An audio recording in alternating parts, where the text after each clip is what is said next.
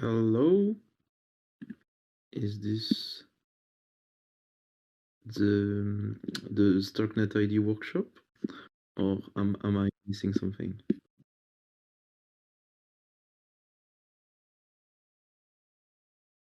Yes, it is. Oh, hello, Tyler. Okay, so I'll start with my workshop. So, hello everyone, thank you for being here. Hi. I'm No, wait for a second. I want to present you, and then we start. I just want to take 1 more minute. So okay, wait. okay, no problem. I was like, should I start or? No, you just Let's you can talk Oh, for 2 minutes and you can start. okay, just a second, just 1 minute. no problem.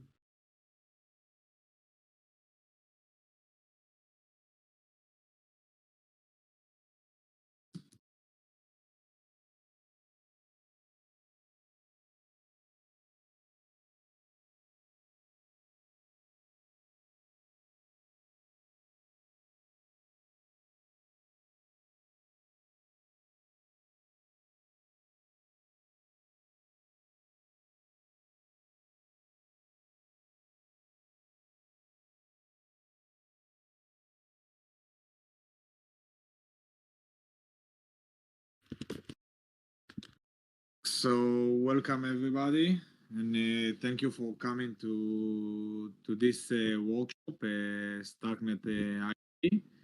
I just want to share my screen about hackathon, and then I give the band the permission to talk and explain about Starknet ID. So this is our the second day of the hackathon. Yesterday we had three workshops, Starkware, Urgent, and Web3 MQ, and today we get a radio. The hackathon is hosted by DAO, Mask, and we have prizes up to 50K dollars. There are three teams, as you know, to build Web3 social, Web3 gaming, and Web3 infra and general tech. The schedule, yesterday we started to build and start with the three workshop, and we got on three next days more workshop, and we have Starknet ID.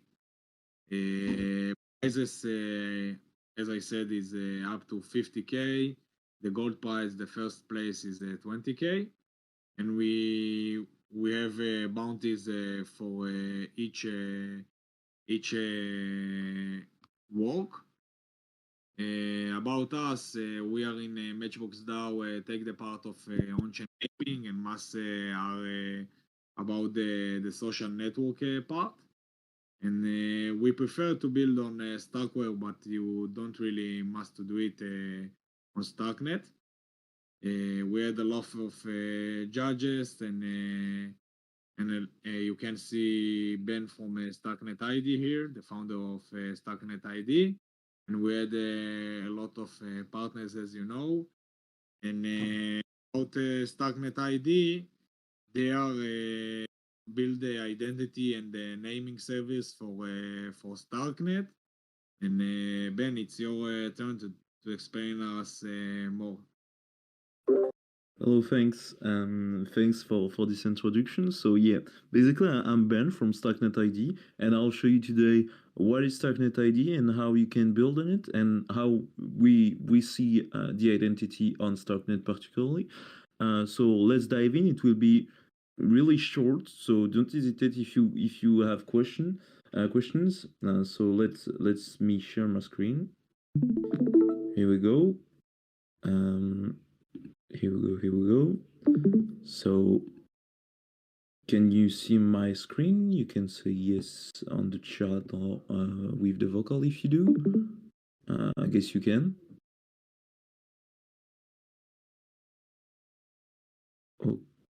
Okay, I'm not sure I can see any. Yeah, thanks. Yeah, So yeah, yeah. We can see your screen. Okay, real cool. So, yeah, so I'm Ben, the co-founder of Starknet.id. So basically, the identity market right now is around a plus 20 billion market on the blockchain side of it, and it's way more on Web2 because the two main product market fit of identity right now are first PFPs and usernames. This is what currently exists in the identity market and what currently works in the identity market in Ethereum and also in other chains. And the problem was there is no real on-chain identity because Web3 identity is scattered on different chains and apps. So the goal of Starknet ID at the end, our value proposition is to ask the user to not ask the user again to add their username to an application, add their profile pic again, verify their Twitter again, KYC again, etc., etc. So our solution is a bit like Starknet ID empowers user to create an on-chain passport that unifies the fragmented data representing your on-chain identity. So how it works in practice, so you can mint Starknet identity for free using app.starknet.id. So what happens is like you are minting an NFT, and on this NFT you'll be able to write data on it that concerns your identity. So you can write, for example, your Stark domain. This is what you might know Starknet ID for. This is the username that we're selling. But you can also, if you want, only mint an identity without Stark domain.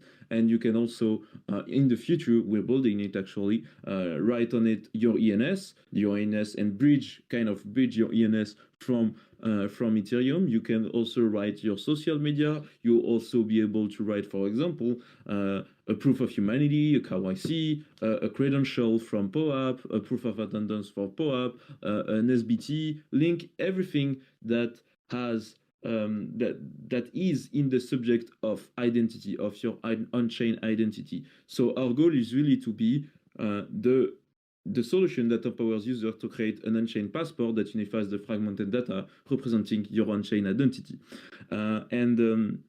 And at the end of the day, the goal for you guys, developers, protocol developers, game developers, whatever, is to not ask the user to KYC again, to verify their Twitter again, add a profile pic again, and to directly retrieve the data from the Starknet identity. It works, of course, only if you are building on Starknet. If you're not, you can not at the moment build something with a Starknet ID, because Starknet ID is only on Starknet right now. So yeah, the idea for you guys as a developer is just to have a better UX for your user and to not ask them again to verify the Twitter, the profile pic, etc., etc. Because the goal for us is like to permit let's say to propose to you guys the protocol or the game that you're building to use our network effect that we built in the past to use the data that we retrieve on user, and you can just use it and don't ask again to them to verify. Sorry, I'm a bit tired. So how does it work technically? So right now on the contract of Starknet ID, it will be better to check directly on the mainnet and on the mainnet. Yeah. So this is the first contract. So we have a contract where on the Starknet identity, it's like an NFT. So you see all the functions that are used in the ERC 721 template. So you see set approval for all, approve, etc., etc. But we have some functions or some other functions that will be set user data and set verifier data. This function will give the possibility to user and verifier to add data to a Starknet ID. So basically, how does it work? So here we see that you can add data to your Starknet ID, but all this data will have to be added by a contract. So it can be an account contract where someone will write his Twitter directly on his Starknet ID. In this case, he will have to use set user data. So it's the owner of the Starknet identity that will be able to set the data on his Starknet identity. And if it's another contract, which is not the owner, the contract that own the Starknet ID, the NFT itself, it's another contract that will write data on the Starknet ID, then it will be called set verifier data.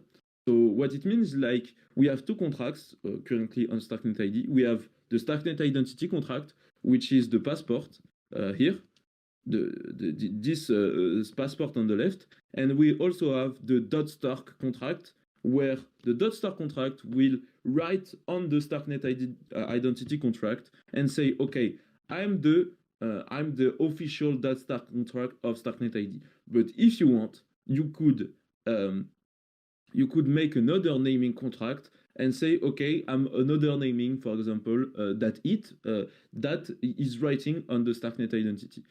Or I'm the contract that verifies Twitter that is writing on the Starknet identity, etc., etc. So basically, all those data is written by another contract that we will call the verifier contract.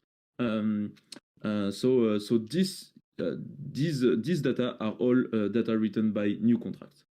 So basically, it's what we have here. I'll send the addresses if you want, but it's what we have here.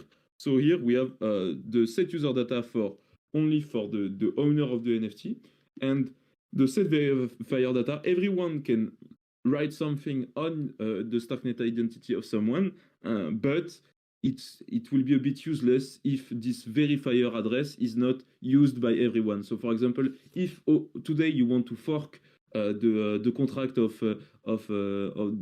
.stark, our naming contract, and use it and do your own naming contract, it's stupid because actually right now what people are using on StarkScan is our contract. So nobody will use it and nobody will pay for it. So that's the whole point. So if you want to add whatever data on the identity, you can do it by yourself. And if there is a network effect around the data that you added, then on our side, on the Starknet identity side, the Starknet ID side, I mean the protocol, we'll add some features if we see that some features around what you did, if we see that a lot of people are using it. So for example, what we do right now, we go to app.starknet.id. What we verify right now, so I'll have to just change. So I'm on my personal account right now, so it's Stark. You see there that I have a lot of domains because I have to give domains for giveaways, etc., etc. But this is my own my personal identity, and on this personal identity, it's the number 8, the token ID 8. I wrote freakoben.stark on it, which is my pseudo, my username, and I also verified my Twitter, my Discord, and my GitHub. And here I can share this on-chain profile on Starknet ID / my name freakoben.stark. So freakoben. And here you can see you can check my Discord, check my GitHub, etc., etc. And you can check other things that I attach to my Starknet identity. And here is an example of my proof of attendance on Starknet to the Tel Aviv Hacker House last week in Tel Aviv. So yeah, this is basically how it works. It might be a bit not very clear for the moment, so I'll happy to respond to your questions if you have some. Also, I can also briefly present the naming contract, which is basically the contract that will write on top of Starknet ID the .stark domain, and basically it works a bit like an ENS contract. So this will be really the ENS side, but our goal, so the naming contract will be the ENS contract, but our goal is really to create an identity. On top of it, you can write whatever you want. And on ENS, you can only write .it domains. You can only write the domains. Here, on Starknet ID, you can write whatever you want. So if you guys want to for example, make a, I don't know, a proof of humanity for your users, you can use Starknet ID, and like that, all the different protocols of Starknet will use what you did for the proof of humanity, because the Starknet ID is in the center of all the protocols, all the identity space in Starknet, and all the protocols will get the data from the user, from the Starknet identity. So if you have questions, I'll love to answer it.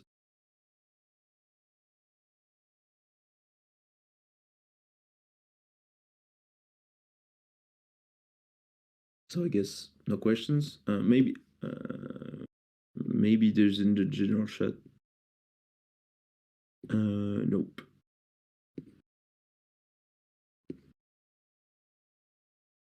Anyone?